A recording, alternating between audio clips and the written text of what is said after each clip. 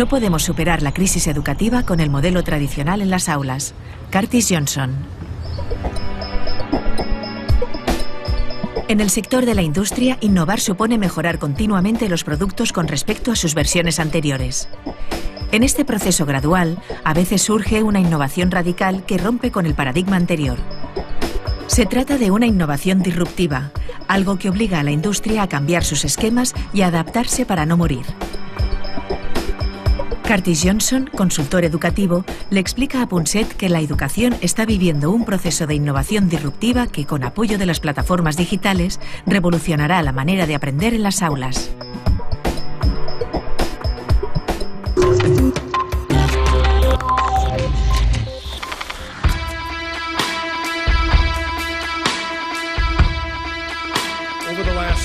Durante los últimos 10 o 20 años, en casi todo el mundo, el sector educativo ha dejado de centrarse en el acceso y ha pasado a centrarse en la expectativa, la de que todos los jóvenes tienen que prepararse para la economía y la sociedad que intentamos forjar. Mi hipótesis es que no podremos lograrlo. No podremos superar ese desafío con el modelo tradicional en las aulas. Es logísticamente imposible y financieramente insostenible. La buena noticia es que la plataforma tecnológica de la que disponemos hoy en día sí nos permite hacerlo, y además de formas inconcebibles en el pasado. Cart, me gustaría que los telespectadores entendieran lo que significa innovación disruptiva. La idea más arraigada es que la innovación es cualquier cosa menos disruptiva. Pero ahora llegas tú y nos dices que si queremos hacer algo nuevo, algo útil en el ámbito de la educación, debemos optar por la innovación disruptiva. Sí, es sorprendente y fundamental. Ante la palabra innovación, se suele reaccionar como si fuera un mero sinónimo de mejora, de algo que se perfecciona cada vez más. Así es como lo vemos más a menudo. Constatamos que con la mayoría de productos y servicios, a quienes nos los proporcionan, les conviene mejorarlos continuamente para que nos gusten más y los compremos más. Podemos pensar aquí en los productos. Durante mucho tiempo, las cámaras fotográficas no pararon de mejorar.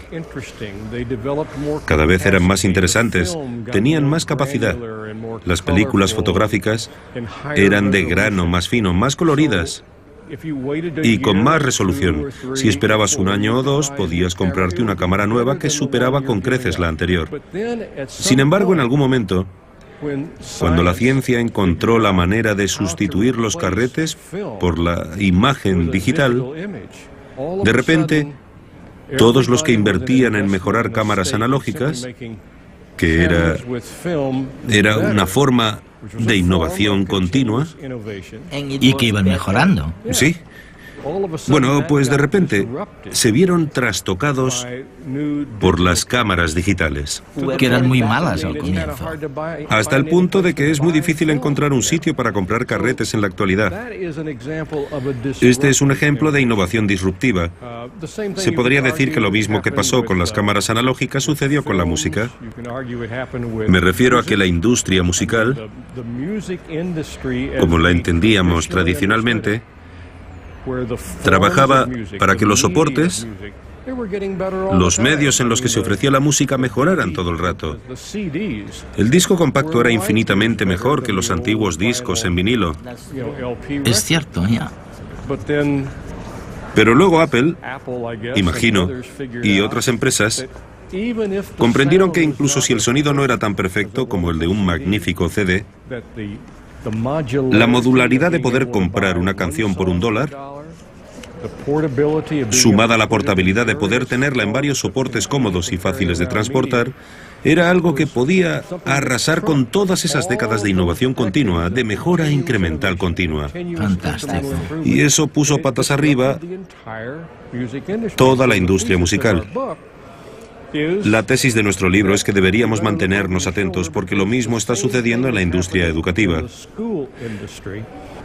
Lo primero con lo que nos encontramos, por supuesto, es que la gente no está acostumbrada a pensar que las escuelas formen parte de una industria o sector. Como mucho creen que son simplemente otro servicio público básico.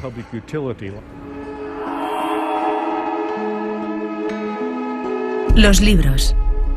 Algunos estuvieron malditos, otros ocultaron secretos o sirvieron para difundir conspiraciones y promover desde sus páginas ideas y revoluciones. O sencillamente nos hicieron disfrutar de un buen rato. Estamos tan habituados a ellos que no nos damos cuenta de que la invención de la imprenta y el libro fue tal vez la innovación disruptiva más importante de la historia de la humanidad. La imprenta rompió con el monopolio del conocimiento, que estaba en manos de unos pocos, generalizando el uso de la lengua escrita y la lectura gracias a un sistema de copia barato y rápido, que aún sigue evolucionando. El hombre es capaz de modificar su entorno introduciendo innovaciones artificiales, que transforman nuestra forma de interactuar con los demás. El motor de vapor, por ejemplo, trajo consigo la revolución industrial. La aeronáutica rompió los límites de nuestra capacidad física. El telégrafo, el teléfono o Internet han cambiado nuestra forma de comunicarnos e interactuar con un grupo social mucho más extenso del que nos es habitual. El surgimiento de estas grandes innovaciones disruptivas dan forma a nuestra economía, política, cultura y educación. Especialmente en este último sector comienza ahora a sentirse con fuerza la disrupción innovadora de las nuevas tecnologías. Los modelos anteriores pervivirán, al menos por un tiempo, pero el futuro es siempre inesperado y el cambio algo imparable. Cuando presento todos los ejemplos de innovación disruptiva, mis interlocutores me escuchan atentamente y luego casi siempre me dicen, o si no lo dicen, lo piensan. Muy bien, pero ¿qué tiene que ver esto con la escuela? Entiendo lo que dices sobre la innovación disruptiva en la industria, pero ¿cómo se relaciona con el ámbito educativo? La escuela es distinta. Aunque me fuerces a pensar en la educación como una industria, los colegios son otra cosa.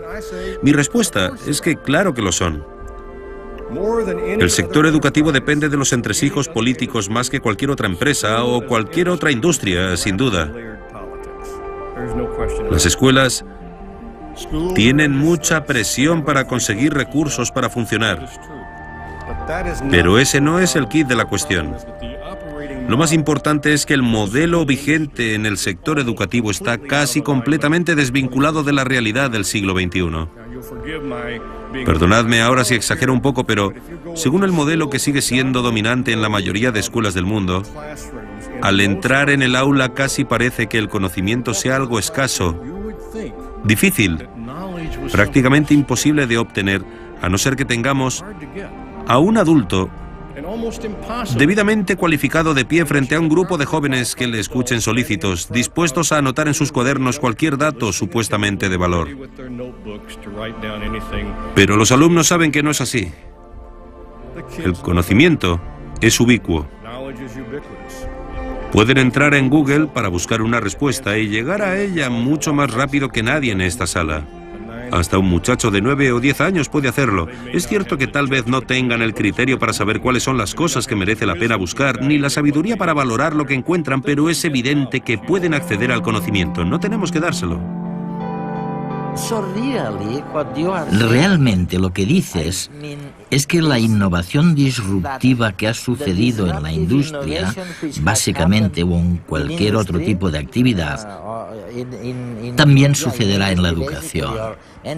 Habrá innovación disruptiva. Sí, y no solamente pasará en la educación, sino que sucederá prácticamente del mismo modo que sucede en otros sectores. La pauta en otros sectores es que la tecnología disruptiva se introduce en el mercado. Si pensamos ahora en un contexto de mercado, con un primer intento que realmente no es muy bueno. De modo que las únicas personas a las que les interesa al principio son los que no han podido permitirse el producto mayoritario, no han podido acceder a él o lo han encontrado poco práctico en algún sentido. Por tanto, si pensamos ahora en las escuelas, los que viven lejos de un centro educativo, o los que están siendo escolarizados en casa, o los que se han quedado atrás y necesitan ponerse al día, pero no tienen una manera convencional de hacerlo, son los que conforman el mercado inicial, formado por personas que no tienen demasiadas opciones. Así que incluso si los primeros productos ¿Son peores? de la plataforma tecnológica no son muy buenos, se lanzarán a probarlos porque son mejores que nada. Es como los que compraron los primeros televisores que funcionaban con transistores. En realidad no eran muy buenos aparatos, pero para quienes no se podían permitir los enormes sistemas de televisión para el salón que ocupaban un mueble entero, era mejor el sistema nuevo que no tener televisor en absoluto. Así que estuvieron muy satisfechos, y esa tecnología disruptiva empezó a consolidarse en el mercado.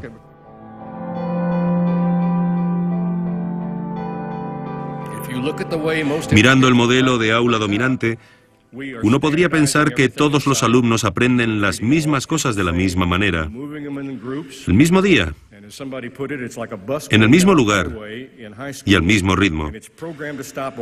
Hay quien lo describe como un autobús que va por la carretera hacia el instituto y que está programado para detenerse únicamente en ciertos lugares, en paradas durante un tiempo concreto.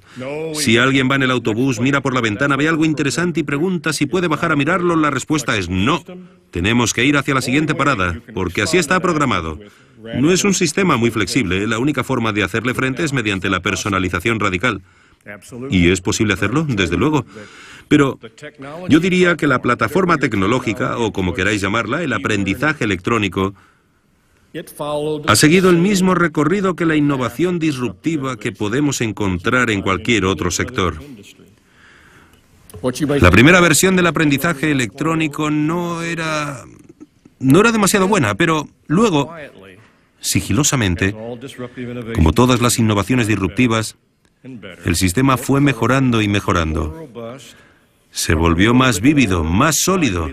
Empezó a cubrir más asignaturas. ¿Y qué ha sucedido ahora? En los últimos 2 o 3 años, llegados a este punto, puede que peque de romántico o idealista, yo diría que acabamos de entrar en la fase 3.0 del aprendizaje electrónico. No hay más que ver el software educativo y la oferta online que hay ahora. Las 12 empresas principales de este campo compiten mucho entre sí y crecen a tasas del 30 al 40% por año.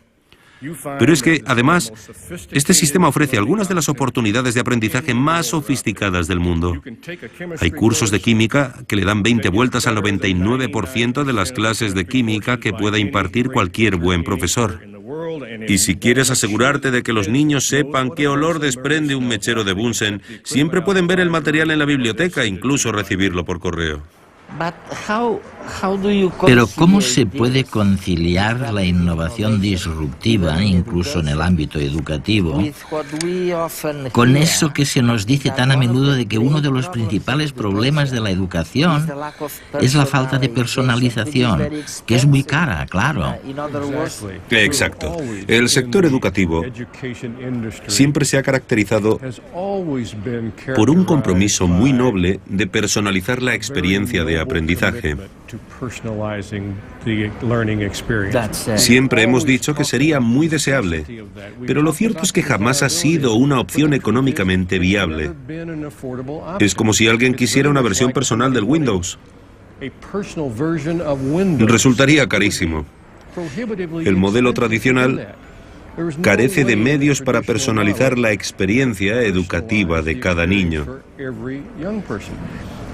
Sin embargo, lo que permite la innovación disruptiva, si nos planteamos la tecnología no como una herramienta, ni tampoco como algo que añadamos a la estructura tradicional, sino como una plataforma en sí misma, es que de repente resulta ya no solamente factible, sino también asequible personalizar la experiencia de aprendizaje.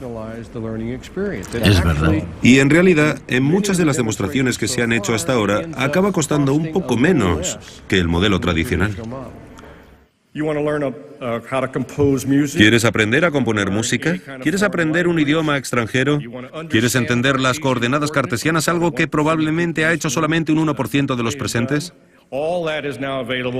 Todo esto es posible ahora y no lo era antes. Sin embargo, la siguiente pregunta suele ser, bueno, si se utilizan estos recursos, la mayoría de los cuales son recursos online, tanto si los niños están en grupo como si están en ubicaciones remotas, ¿estamos hablando entonces de una escuela de verdad? Creo que la mayoría de los que hemos visto surgir esta generación 3.0 de ofertas electrónicas educativas convendríamos que sí, porque se pueden incorporar varios modelos didácticos, se forjan comunidades y también redes para facilitar el aprendizaje, y la imagen cada vez difiere más a la de la fotografía con niños sentados frente a un ordenador cara a la pared. En su lugar, tenemos algo como lo que refleja el instituto de un pequeño municipio rural. Os prometo que nada más entrar en la escuela, parece que hayas entrado en el departamento de marketing de una empresa de nueva creación. La primera impresión es que no está pasando nada, que nadie trabaja. Pero luego te das una vuelta y te percatas de que suceden un montón de cosas. Los alumnos trabajan en grupos, los profesores van de un lado a otro solucionando problemas, respondiendo dudas, dando consejos y animando a los chicos, algunos de los cuales preparan presentaciones orales, otros resuelven problemas. Hay chicos mayores que ayudan a los más pequeños, otros corren a hacer algo que es mejor hacer en grupo. Se trata de una escuela de verdad, y es el tipo de escuela que está surgiendo.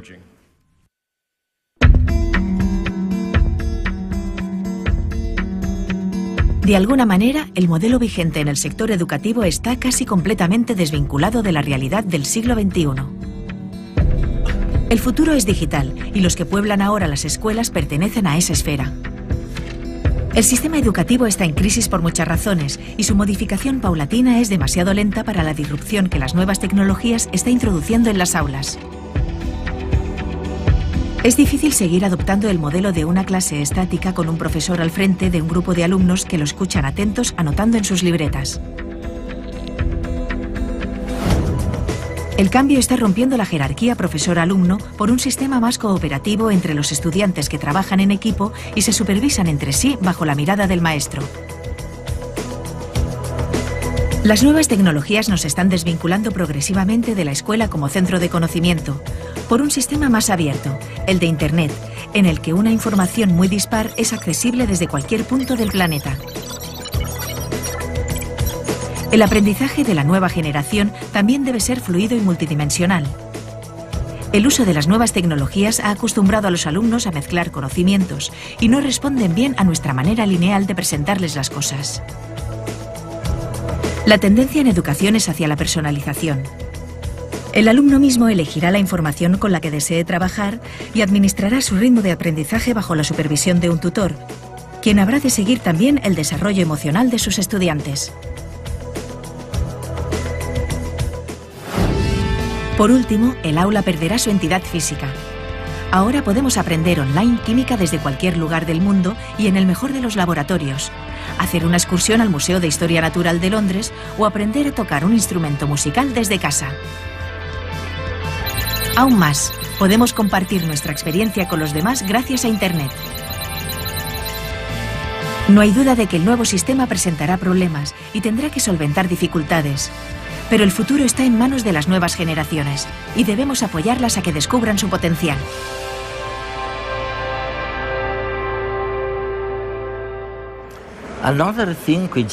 Otra cosa que se dice constantemente es que el sistema educativo actual no les brinda a los estudiantes las nuevas competencias y habilidades que son necesarias para conseguir un trabajo en el mundo de hoy. Exacto. Nuevamente, ¿cuáles son esas competencias? Bien, hay un determinado porcentaje de jóvenes que parecen destinados a que todo les vaya bien sea cual sea el sistema educativo. A ellos siempre se les ha dado bien. Así que incluso si la educación o las escuelas no cambian durante 100 años o más, estos jóvenes seguirán teniendo buenos resultados porque aprenden lo que hay que aprender y todo les va bien. No obstante, la mayoría de niños, igual que la mayoría de jóvenes, deberán adquirir destrezas que las generaciones anteriores no tenían. Me refiero a que no solamente tendrán que aprender asignaturas básicas, sino que deberán saber cómo encontrar las cosas que necesitan saber. Y luego tendrán que aprender a trabajar tal como trabaja el mundo hoy, que es principalmente en equipo.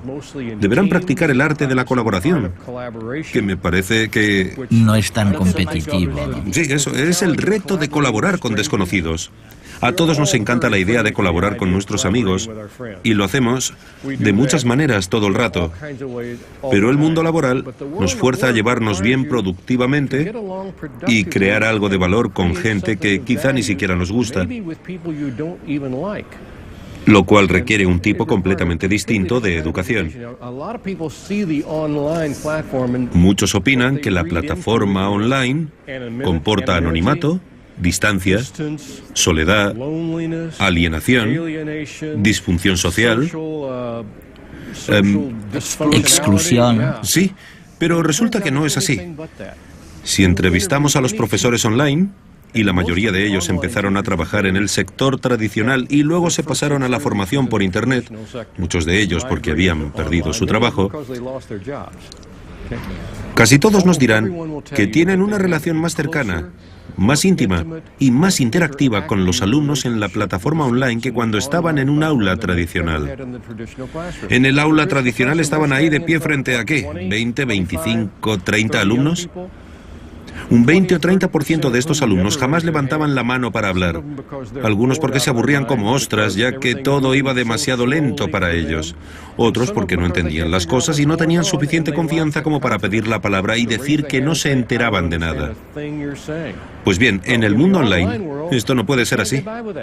El profesor debe tener un contacto individualizado con todos los alumnos, a través de varios medios y constantemente. Y además queda un registro informático de este intercambio. Así que en realidad no se crea anonimato, sino que más bien se elimina.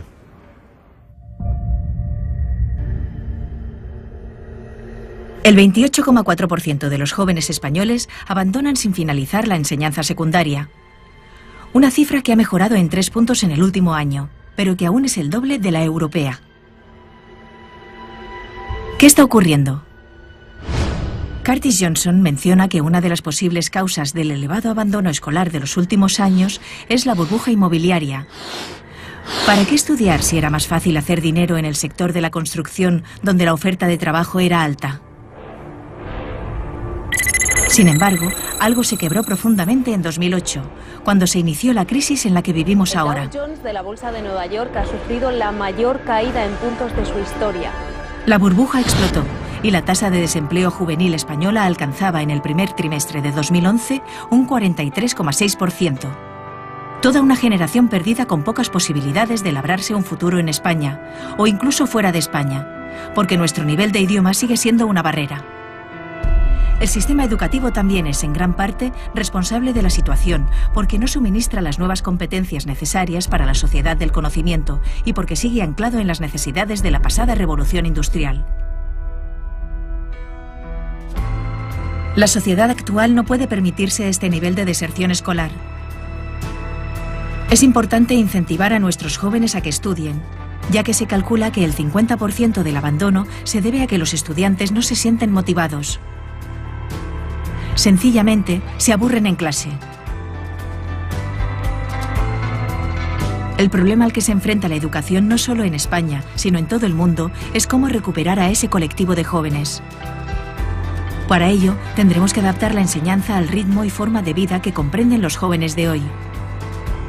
La introducción del aprendizaje emocional en el sistema educativo constituye un instrumento imprescindible para consolidar ese objetivo. El modelo tradicional no puede seguir funcionando así mucho tiempo, si bien el nuevo sistema aún está por definir. No sabemos cómo será, pero sí que hablará la lengua de la nueva generación digital y encontrará apoyo en el desarrollo de las nuevas tecnologías.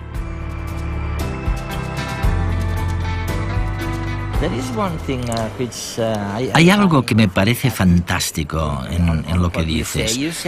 Afirmas que debemos cultivar la aspiración a que las personas sean distintas entre sí, que no seamos todos iguales. que todos somos en realidad diferentes. Sí, sí. Y ahí se demuestra lo absurdo que es el modelo educativo dominante que todavía perdura en la mayoría de países. Es como si hubiera una suposición comúnmente aceptada de que todos los niños son iguales. Los educamos igual a todos, les presentamos el material del mismo modo. Y esperamos que todos aprendan las mismas cosas de la misma manera, durante el mismo día y al mismo ritmo. Esta postura no es realista, puesto que no contempla lo diferentes que son los niños en muchísimas cosas. Por ejemplo, en el estilo de aprendizaje, pero también en el ritmo de adquisición de los conocimientos.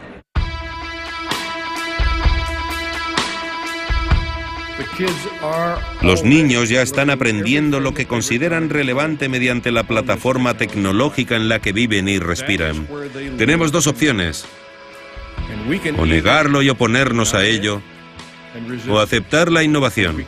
Y la razón por la que es importante hacerlo, para volver a lo que dije al principio,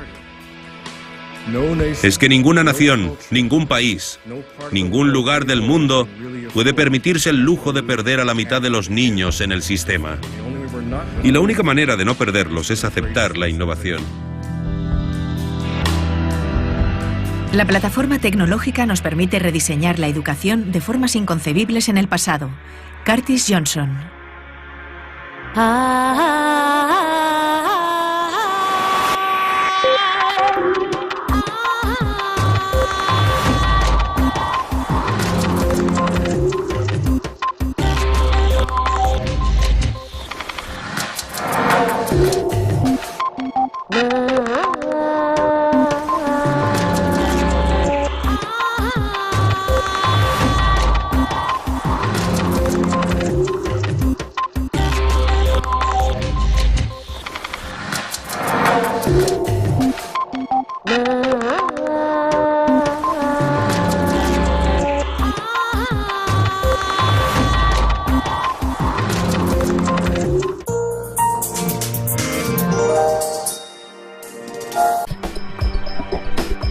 Curtis Johnson, consultor educativo, le explica a Punset que la educación está viviendo un proceso de innovación disruptiva que, con apoyo de las plataformas digitales, revolucionará la manera de aprender en las aulas.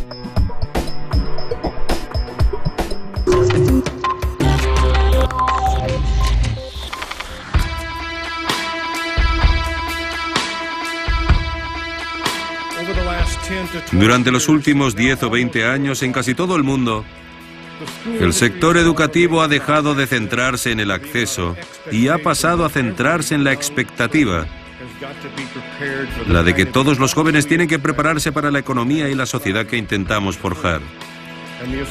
Mi hipótesis es que no podremos lograrlo. No podremos superar ese desafío con el modelo tradicional en las aulas. Es logísticamente imposible y financieramente insostenible.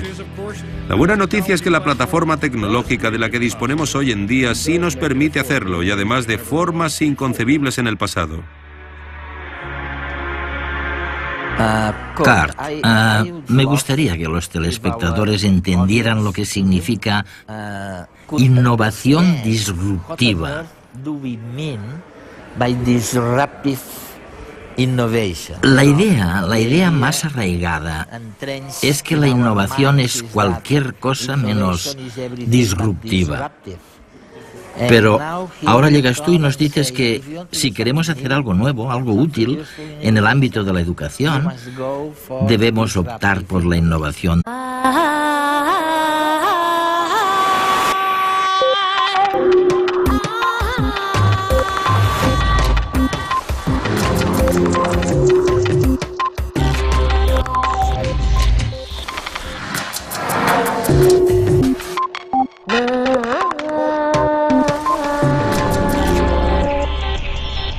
No podemos superar la crisis educativa con el modelo tradicional en las aulas. Curtis Johnson. En el sector de la industria, innovar supone mejorar continuamente los productos con respecto a sus versiones anteriores. En este proceso gradual, a veces surge una innovación radical que rompe con el paradigma anterior. Se trata de una innovación disruptiva, algo que obliga a la industria a cambiar sus esquemas y a adaptarse para no morir. Las películas fotográficas eran de grano más fino, más coloridas y con más resolución. Si esperabas un año o dos, podías comprarte una cámara nueva que superaba con creces la anterior. Sin embargo, en algún momento, cuando la ciencia encontró la manera de sustituir los carretes por la imagen digital, de repente, todos los que invertían en mejorar cámaras analógicas, que era una forma de innovación continua. Y que iban mejorando. Sí. Bueno, pues de repente se vieron trastocados por las cámaras digitales. Que eran muy malas al comienzo. Hasta el punto de que es muy difícil encontrar un sitio para comprar carretes en la actualidad. Este es un ejemplo de innovación Disruptiva. Sí, es sorprendente y fundamental. Ante la palabra innovación, se suele reaccionar como si fuera un mero sinónimo de mejora, de algo que se perfecciona cada vez más. Así es como lo vemos más a menudo. Constatamos que con la mayoría de productos y servicios, a quienes nos los proporcionan, les conviene mejorarlos continuamente para que nos gusten más y los compremos más.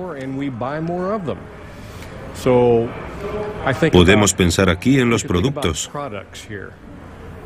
Durante mucho tiempo, las cámaras fotográficas no pararon de mejorar. Cada vez eran más interesantes, tenían más capacidad.